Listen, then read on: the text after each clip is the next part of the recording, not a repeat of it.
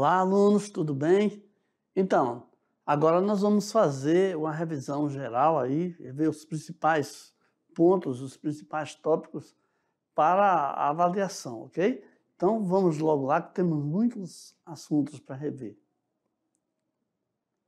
Olha aí, temos aula 37, século XVIII e XIX, arte brasileira, parte 1 e parte 2, as vanguardas artísticas europeias, parte 1, e um pouquinho aí do modernismo brasileiro. Vamos lá. Começando pelo século XVIII e XIX, o neoclassicismo e o romantismo. O neoclassicismo foi o estilo dominante na arte ocidental do século XVIII, tá? Até 1830, mais ou menos. Né? Era um movimento que buscava reviver o espírito das grandes civilizações da Grécia e da Roma antiga e reagir, principalmente, né, ao hedonismo, que é a busca do prazer desenfreado, e a frivolidade, né, que no movimento rococó eram vários bebelões, né, etc. Só coisas sem muito sentido, né? Então, o que acontece? Nós vemos que a principal fonte de inspiração para os neoclassicistas vinha das narrativas literárias e históricas. Tá? Seguindo aqui, nós chegamos ao romantismo. Né? O período em que o romantismo dominou a arte foi o início do século XIX.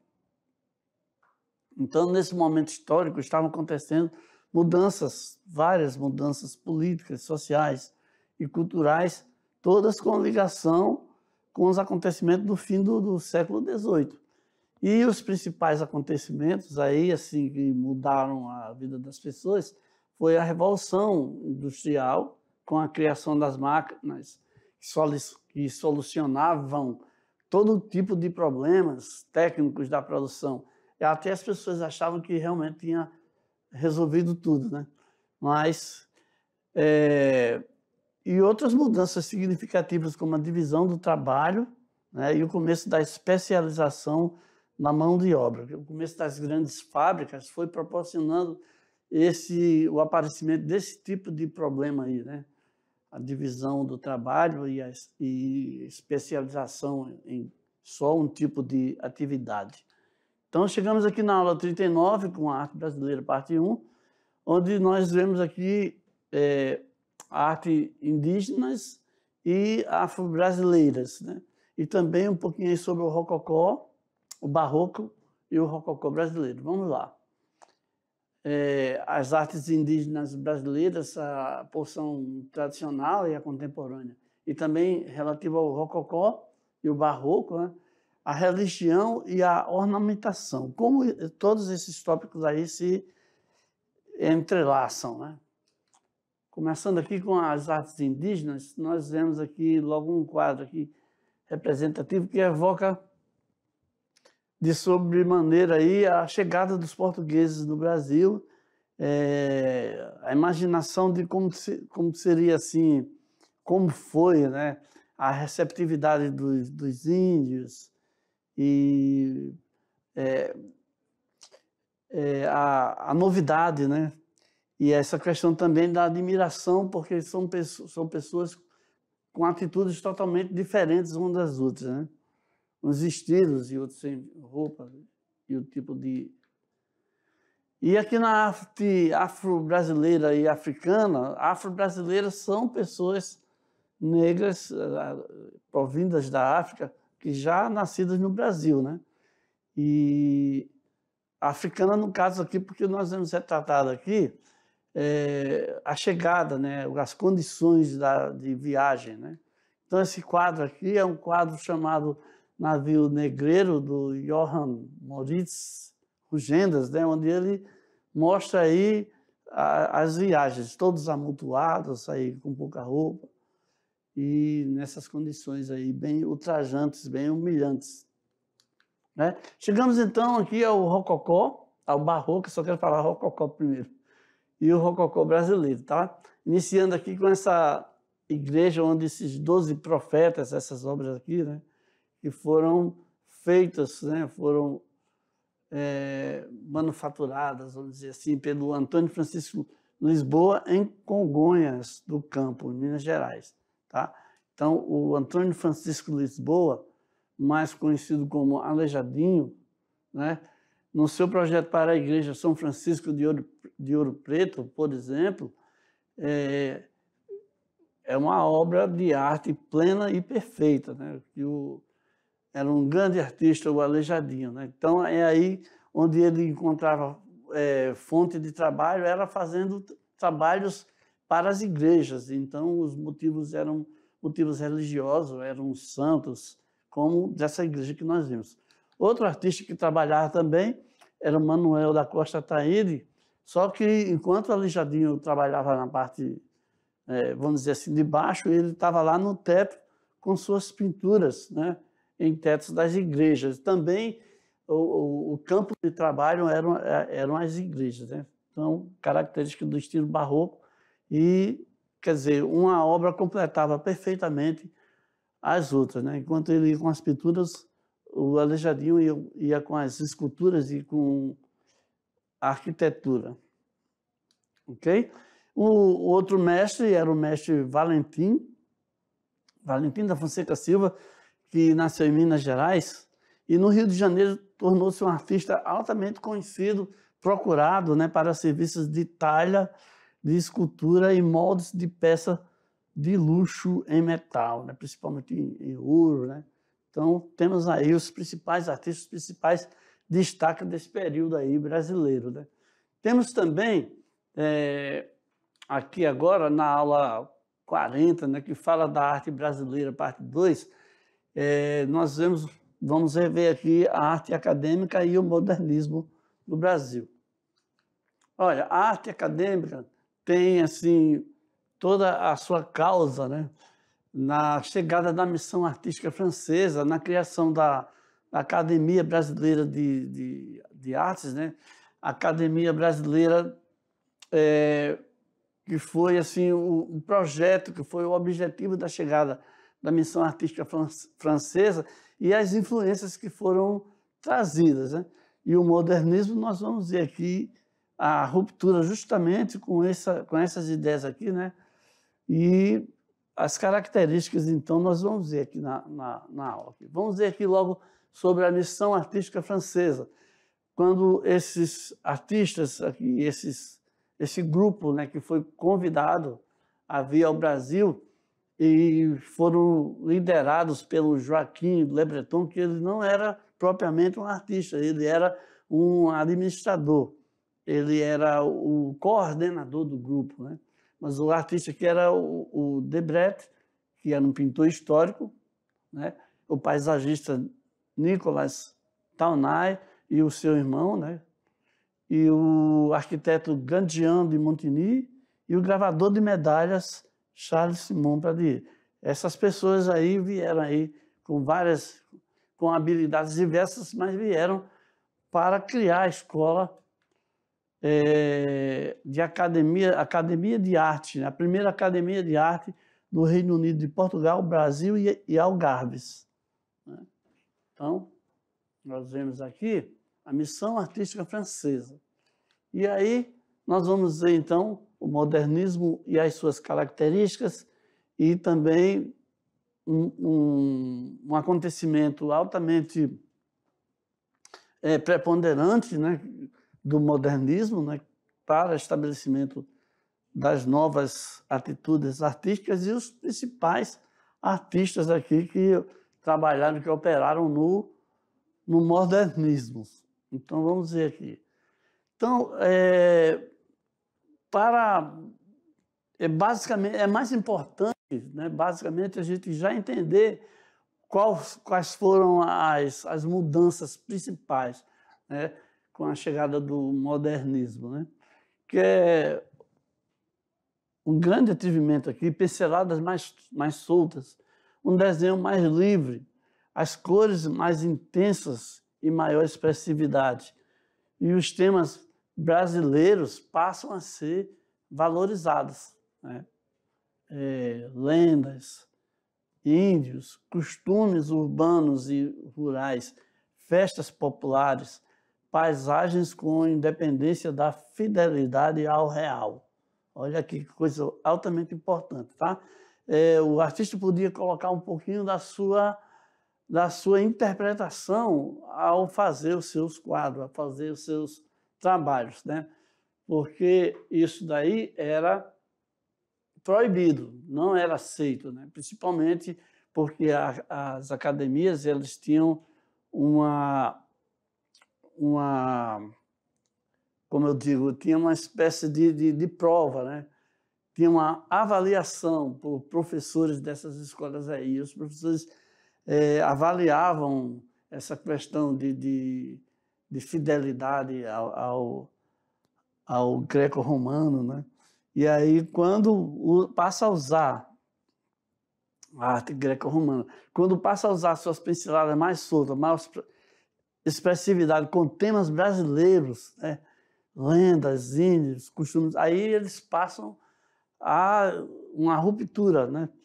Existe aí uma guerra, uma eterna briga aí que um não aceita o outro e aí surge uma nova tendência.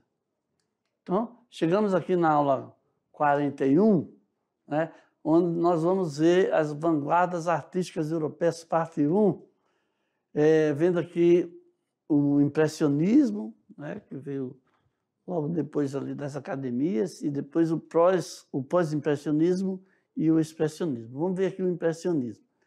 Então, a impressão Nascer do Sol, de Claude Monet, né?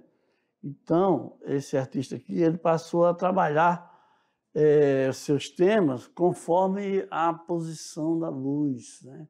A luz do sol. Então, ele pinta vários quadros, cada um assim de acordo com a luminosidade que estava acontecendo naquele momento, né?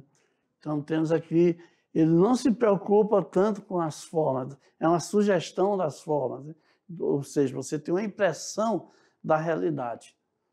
Então, seguindo aqui, nós vemos o seguinte. Os artistas, então, não querem apenas representar a realidade em forma de fotografia, como era o costume, né? Como era a lei, vamos dizer assim. Então, por isso eles investem em pinceladas mais soltas, menos seguindo o real.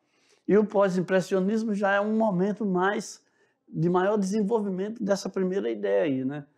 Os pós-impressionistas se referem aos artistas, o surgimento é referente ao surgimento do impressionismo. Como eu falei, é um desenvolvimento maior, cada vez mais ousadia dos artistas. Então, como principais artistas desse período, aí temos Paul Cézanne, Georges Pierre Seurat, o Vincent van Gogh e o Paul Gauguin. E aí logo se segue um outro movimento, né, que é o expressionismo. Ou seja, no expressionismo, o artista não controlava racionalmente sua expressão. Se o mundo era obscuro, se o seu mundo era obscuro, assim seria também a sua obra. Se o cara estava meio doidão, estava se sentindo aí, não estava bem com a vida, com o mundo, ele ia colocar isso aí, ele ia expressar esse sentimento dele para todos, tá? Então, representa formas de arte que resultam do impacto causado pela expressão da vida interior, das imagens que vêm do fundo do ser. Então, está bem aí destacado, colocado o impressionismo, né? O pós-impressionismo e o expressionismo, cada um com sua temática, cada um com a sua visão, com o seu olhar.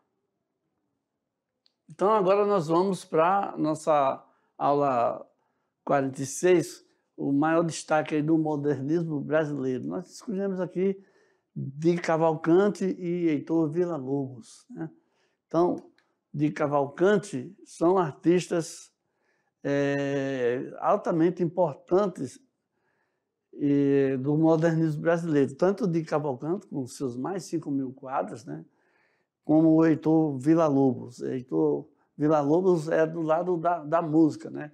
É um dos grandes artistas brasileiros reconhecido e premiado internacionalmente, né? Um dos vários, que nós temos vários, né, que foram se seguindo e que precisam ter uma valorização maior. No caso de Villa-Lobos, depois que o mundo reconheceu o seu trabalho, né, então ele passou a ter também o seu destaque, né, no Brasil. Vamos ver aqui sobre o de Cavalcante, né? De Cavalcante é o seguinte: Emiliano Augusto Cavalcante de Albuquerque Melo, né? Ele é considerado um dos principais pintores modernistas brasileiros. E quando atingiu sua maturidade artística, né, principalmente lá pelos anos 40, ele, além da pintura, ele desenvolveu também trabalhos em desenho e também escreveu prosa e poesia. Quer dizer, o artista ele não é obrigado a ter só um tipo de arte. Ele pode tranquilamente trabalhar mais assim em outras áreas, se ele tem talento, se ele tem condições, né? Então vamos ver aqui um dos trabalhos mais representativos aqui de Cavalcante, né? Ele, em suas obras, ele abordava temas tipicamente brasileiros, como, por exemplo, esse quadro aqui, o samba, né? Que é uma manifestação, né, cultural brasileira, né? E o cenário geográfico brasileiro também foi muito retratado em suas obras, né? As praias, né? E as mulheres também, os tipos físicos, ele sempre destacava em seus trabalhos. Então, agora, nós vamos ver aqui um pouquinho mais sobre o Villa-Lobos, né? O Villa-Lobos, ele é um daqueles prodígios, né, que desde cedo, desde criança, se destaca logo com... O pai percebe logo a sua tendência musical, né? O seu talento, a sua facilidade para a música. Então, o que ele faz? Ele indicou logo o caminho das partituras para o filho, quando ele era ainda uma criança. A partitura é a maneira de anotar os sons, né? As músicas, uma maneira toda particular, né? Que tem símbolos, vários símbolos. Então, naquela época lá, o pai dele já colocou ele para estudar essa linguagem. É uma linguagem. Então, por conta disso, o seu trabalho no início sofreu uma grande influência europeia, né? Os músicos que ele ouvia, que ele estudava, né? Principalmente Wagner, né? Alemão Puccini, italiano, e o Johann Sebastian Bach, grande compositor alemão, né? O Johann Sebastian Bach, ele trabalhou em muitas igrejas, né? Ele fazia, todo dia ele tinha que compor uma obra para as igrejas, né? E aí é por isso que mais coisas belíssimas, trabalhos de altíssima qualidade. Inclusive tem o que ele fez para 40 vozes diferentes. A partir do estudo do folclore brasileiro e das diversas viagens ao interior do país, foi que ele começou a ter uma identidade musical bem particular, tá? Então, suas composições começaram a carregar uma certa brasilidade, fazendo referência às rodas caipiras, cantos indígenas e aspectos culturais africanos. O que acontece? Villa-Lobos era um gênio e ele ouvia coisas que a maioria das pessoas não escuta. Então, ele conseguiu ver a beleza das músicas do Brasil, de dentro do Brasil. Então, quanto mais ele entrava em contato, quanto mais ele viajava, mais ele achava a beleza das rodas caipiras, dos cantos indígenas e também da música dos afro-brasileiros e também os africanos, ok? Então, alunos, chegamos aqui ao final da nossa revisão. Desejo uma boa avaliação para vocês, que vocês sejam aí bem assertivos, ok? Tchau.